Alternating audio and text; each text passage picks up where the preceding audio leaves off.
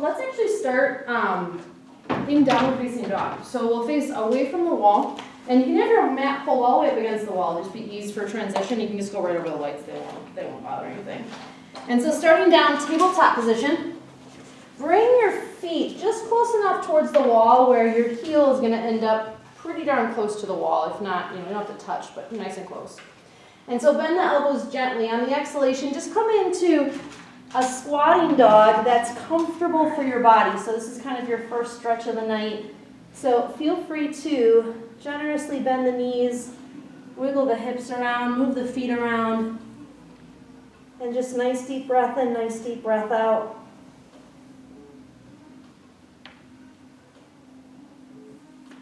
Inhaling through the nose and exhaling through the nose.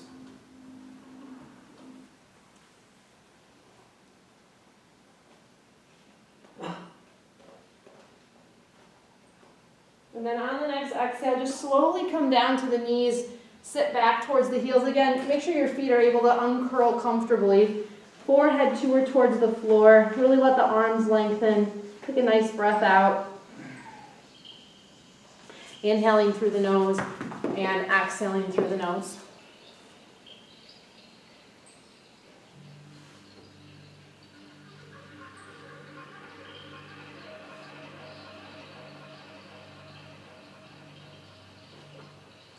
And then inhale again, rising up. And on the next inhalation, open the right arm towards the sky. So right arm's going to come up. Press through the left arm. Notice that restriction coming through the upper back. And then exhale, top arm drops down. Let's do the same thing on the opposite side. So pressing through the bottom arm. Left arm tries to come up as high as it can. And then exhale, lowering that arm down. And then same thing again. Inhale. Notice that the fold of the bottom elbow is turning in. Try to turn it forward. Exhale, top arm down. Inhale up, opposite side. And exhale down. Inhale up, opposite side.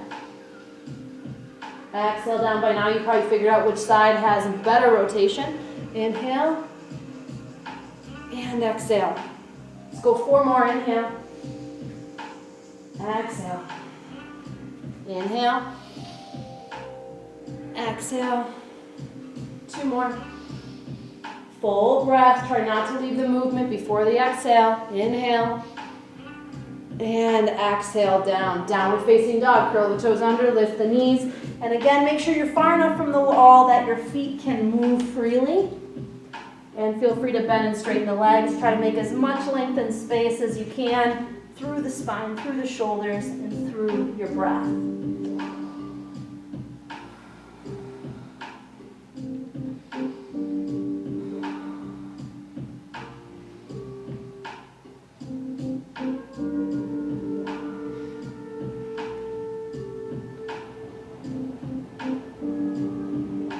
Exhale, drop back down to the knees.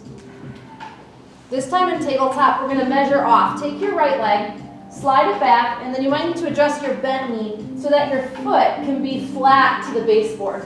So if I move these guys, that's going to kind of measure your length, and make sure that the opposite knee comes right under the hip. So it might be just a little bit of inching around here. All right, slide your extended leg up, no higher than hip level. Turn the toes straight down.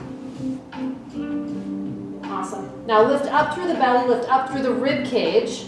Nice broad back, fold to the elbows forward. Take the opposite arm. We'll start out at T. Keeping the chest and shoulders squared down. If this feels pretty good now, bend and extend your floating arm alongside the ear. It's not just about the palm facing in, it's about the shoulder rolling open, the fold of the elbow turning up as you press away from the floor with the base arm. Nice deep breath in. And nice deep breath out.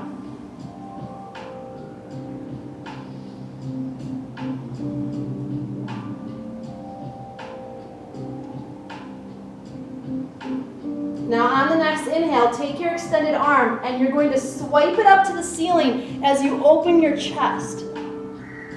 Breathe. Let's go 5, 4, 3, 2. Exhale, bring it all back down, tabletop. Inhale, cow's pose. Bend your elbows, curl your toes under, look forward and up. Exhale, round the back, cat pose. Tuck the chin, tuck your tail, lean back, open your shoulder blades. And then inhale back into tabletop. Back into downward facing dog, exhale. Open the hand as wide as you can. Feel your fingertips spread out. Your thumb and pointer finger press down harder into the floor than your other fingers. And then kind of start to gauge your body. How tight are my hamstrings feeling? How restricted are my legs feeling? Bend them out to maximize the length in your spine. And now even when they're bent out, by pushing the heels down and not forcing the legs straight, your spine, your calves, and your hamstrings all win. Nice deep breath in.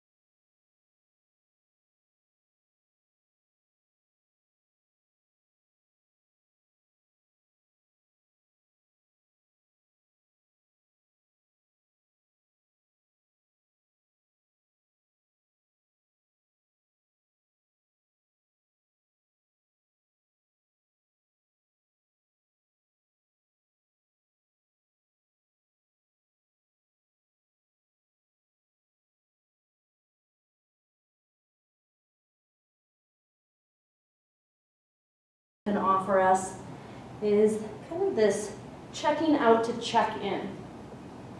So we check out from the busyness of our lives to check into our breath, check into our bodies, check into what's really going on. And then yoga requests from us that we sit with that, whether it's comfort or discomfort, pleasure or discomfort, sadness, happiness, it's all just the moment. Now on the next exhale, drop it back down to table. And from your tabletop, take your top of your mat and you're going to fold it back. So we're going to kind of play with the wall a little bit and see if we can create more openness through the lower body while we build strength through the upper body. So fold the bottom of the mat in half and then take your blocks. We're going to do a little bit of half camel and then we're going to turn half camel eventually into a split. So taking your blocks, let's take the right leg up the wall, knee towards the baseboard. Now recognize if you need more knee cushion, just fold the top half of the mat another time. And if you need ankle support, let me know and I will bring you over a little foam pillow. All right, so feel free, hang out here. Start to come up and we're looking at tipping the pelvis more into neutral, influence the quad. But by all means, if that free leg will let you come forward, kind of like a runner's lunge, you can work that in at any time. Staying low is totally okay. As you bring yourself a little bit more upright, you're going to influence the quad a little bit more, even if you're still on the other knee. I can still feel a really good quad stretch without even moving my opposite leg forward. So sometimes it's more about the relationship through the glute and hamstring of the other leg to even let that foot come forward. So sometimes it's not even about that, but you guys all look good. Here's my timer.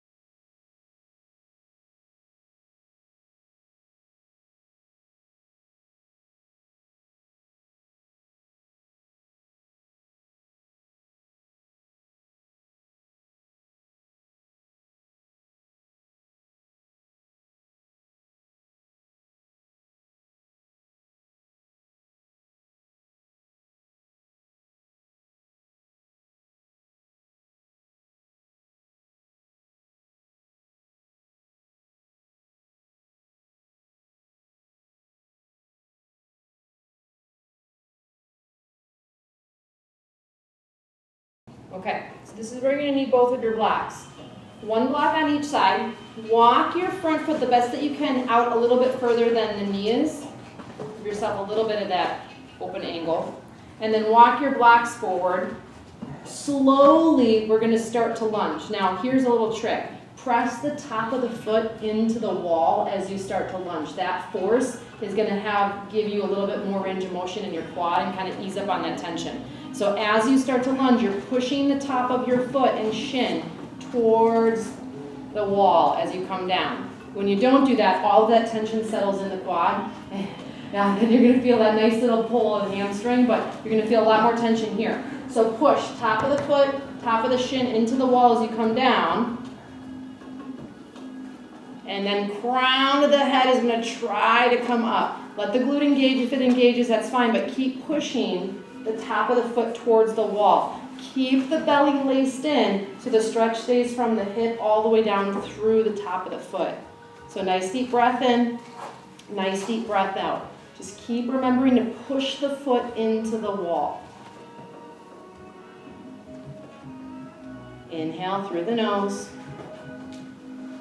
and exhale through the nose. I'm going to try to go for about 30 more seconds here.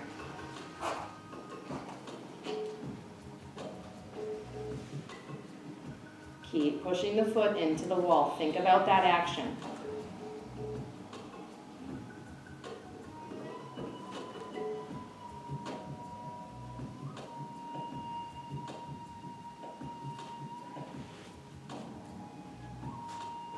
Okay, so now listen carefully. Pull the hips back slowly. Walk the front foot back a couple of paces. Remove the blocks. And here's where you have two options. So option one, you're gonna pull your leg down like you normally do, stretch it out, do what you need to do. Option two, we're gonna use a little bit more glute and hamstring strength and shift and lift. And then using that wall, or if you need your blocks, they're there for you, to come into a little bit of a distanced split here. So we're just gonna slowly start to ease into split. Now we've done all this work on one leg and now the other leg has to do a little bit of something.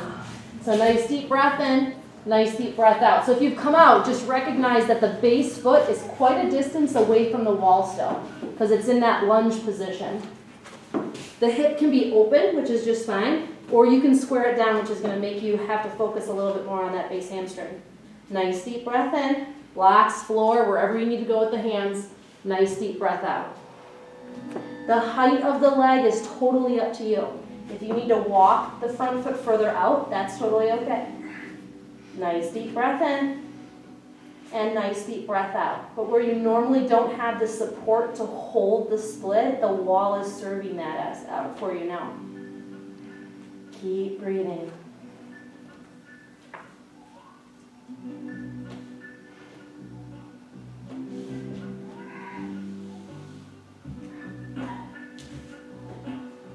Exhale, slowly lower the top leg down. Standing forward bend, bend and straighten the legs a few times.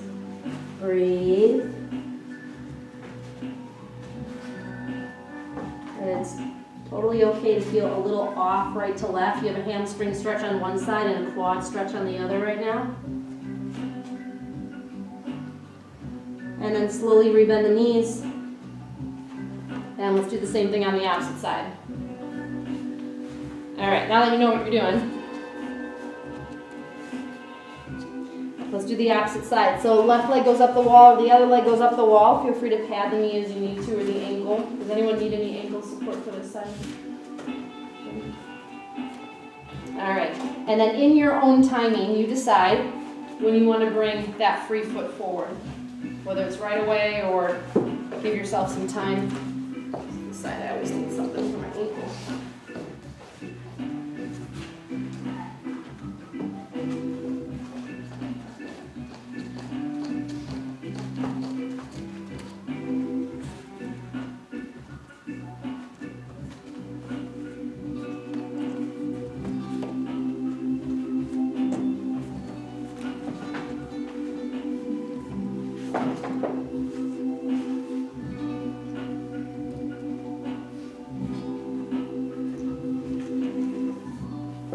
How close do you feel right side to left side? Really different or kind of a slight change? I always like to know. They're kind of different. They're kind of different? I just have such a dramatic swing from one side to the other. It's like, oh, how is my body even friends?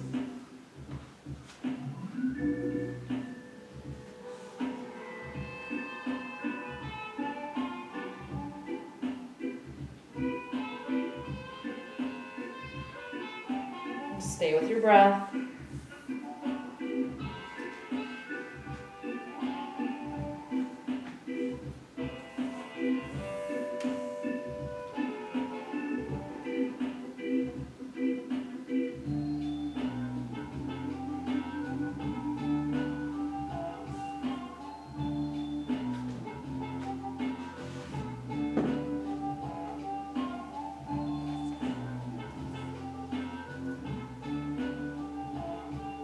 Calm and tension, soft face and eyes. And just notice if your body's clenching. Glutes, shoulders, jaw. As you start to feel some of that break free, just continue to reevaluate. Whether the hips you notice are crooked, see if you can swing them back to center, or the pelvis is more tipped forward, see if you can start to think about tipping it back. So it's not just about coming upright. There's also those subtle tweaks that you can do in your pelvis, like re-squaring or re-tipping, that can just take that next level up without doing anything else.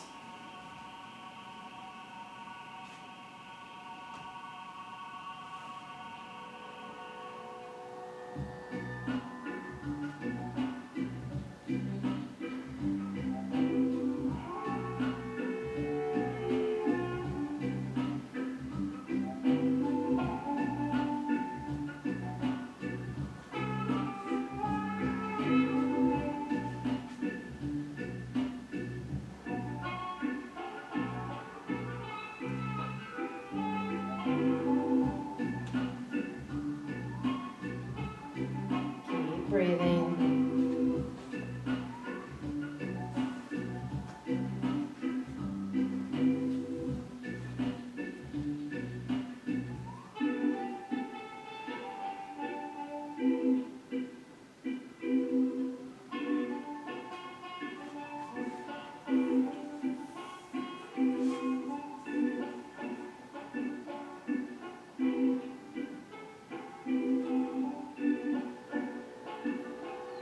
We'll go for just about 30 more seconds here.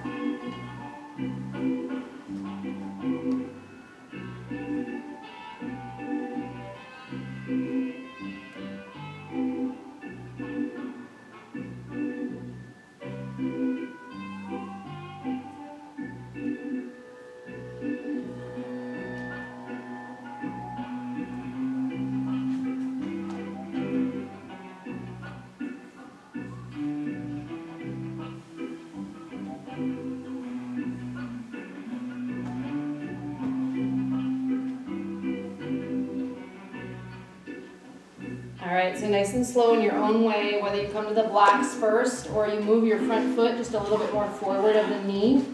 Remember, we're pushing that top of the back foot leg into the wall as you come down. That's just going to redirect some of that tension in the quad. Now, if the knee is stiff, you're going to feel that in the knee, so just kind of recognize that stiffness comes through the joint. And then use as much or as little support in the arms as you see fit. So if you want to brace more into the arms, go for it. If you want to let yourself sit into your hip hammock a little bit more, go for it. But you can kind of be the judge